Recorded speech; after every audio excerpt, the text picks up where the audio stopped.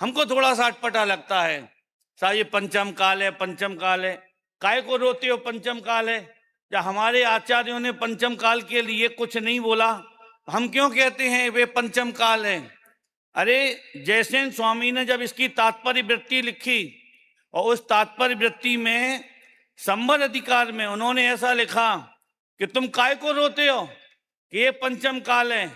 अरे तुम चौथे काल में होते, भगवान के समोशरण में बैठे होते, तब भी तो भगवान की ओमकार ध्वनि में तुम्हें शुद्धात्मा का स्वरूप ही तो बतलाया जाता। कोई तीर्थंकर अपना आत्मा निकाल के हाथ पे तुमके रख के तो बताता नहीं, वे जो भी बताते वाणी के द्वारा वही शुद्धात्मा का निरूपण हम यहाँ कर रहे हैं। इसलिए तुम ये भूल जाओ कि ये पंचम काल है कि चौथा काल है। क्या चौथे काल वाले नरक में नहीं जाते? क्या पंचम काल वाले मुक्ति का मार्ग प्रशस्त नहीं कर सकते? ऐसा कुछ नहीं है। ये काल का भेद तो हम अब जो वो लोग कहते हैं वही तो हम दोहराने लगे। वो कहते साहब तुम उनका स्वरूप बताते हो, ये तो चौथे काल की बात है। अरे चौथे काल की बात है, सिद्धांत में काल कभी सिद्धांत को खंडित नहीं करता। चौथे काल में भी अग्नि गर्म होती है और पंचम काल में भी अग्नि गर्म होती है। अरे किसी का श्रावक का, मुनि का, किसी का भी स्वरूप हो वो काल के द्वारा कभी खंडित नहीं होता। और वही बात हम करने लगे, साहब ये तो पंचम काल में आ गए, ये चौथे काल में होते, ये चौथा काल है, ये पंचम काल जैसा होना, हम पंचम काल है चौथा काल जैसा लगता है। तो काल क्यों लगता है? चौथा काल आप समझते हो, चौथे काल से हम ये पंचम काल और ज्यादा अच्छा मानते हैं। मालूम क्यों?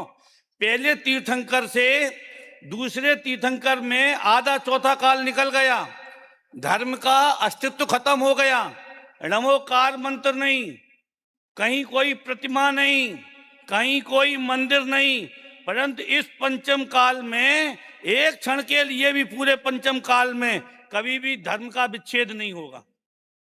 आप सोच सकते हो, इसके अंतिम पंचम काल के अंत में भी श्रावक, श्राविका, मुनराज, आरिका, तब तक ये बराबर ये सब चलते रहेंगे। तो हम काल को दोष कहकर अपने पुरुषार्थ को हीन नहीं करें। जो आगम के द्वारा सर्वज्ञों की वाणी है, जो आचार्यों की, ज्ञानियों की वाणी है, उसे शिरोधार्य करके पंडित सदाशिव दास जी ने 6वें अधिकार में आचार्य भक्ति भावना में लिखा है, 16 कारण भावनाओं के प्रसंग में, कि धन्य जिनके माथे गुरु विराजे। या गुरु विराजे माने गुरु कोई मस्तक पे बैठ गए ऐसा नहीं, गुरु का आदेश बैठा हो, उनकी वाणी बैठी हो।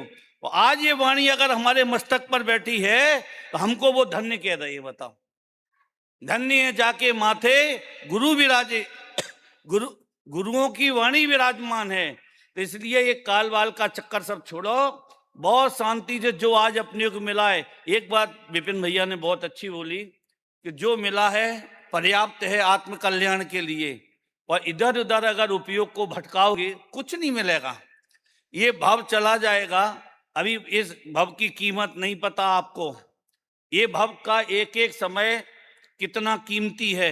अभी हम सोच के आए हैं वो कलश भी यहाँ पढ़ेंगे, वांचन करेंगे समय रहते, तो कितना कीमती है।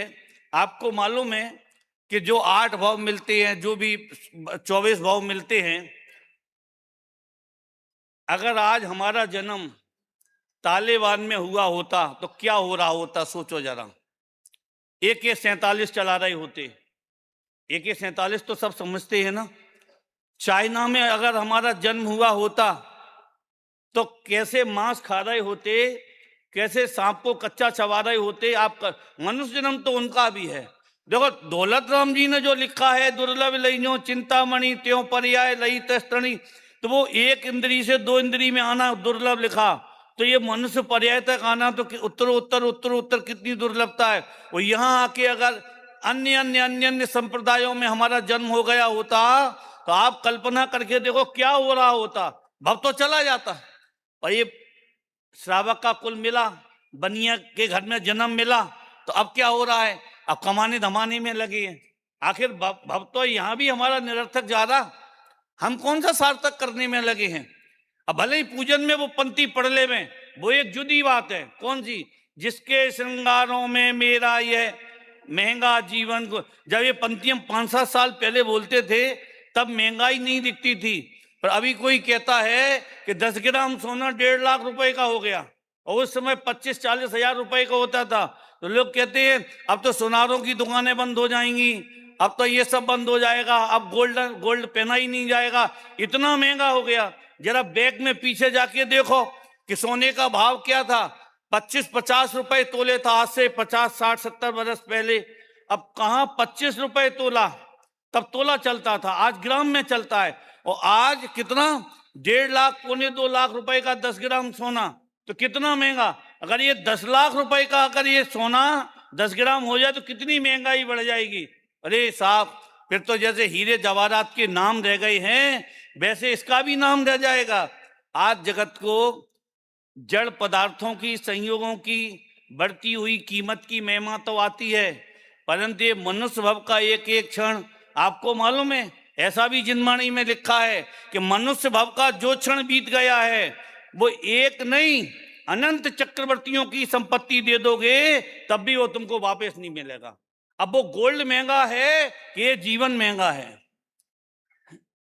अब कितना इंटरनेट पर जीव समय की बर्बादी, ज्ञान की बर्बादी करता है। थोड़ा सा भी समय अगर ये ग्रंथों के अभ्यास में, श्री गुरुओं की वाणी में अगर लगाए तो जीवन कितना इस जीव का धन्य हो जाए।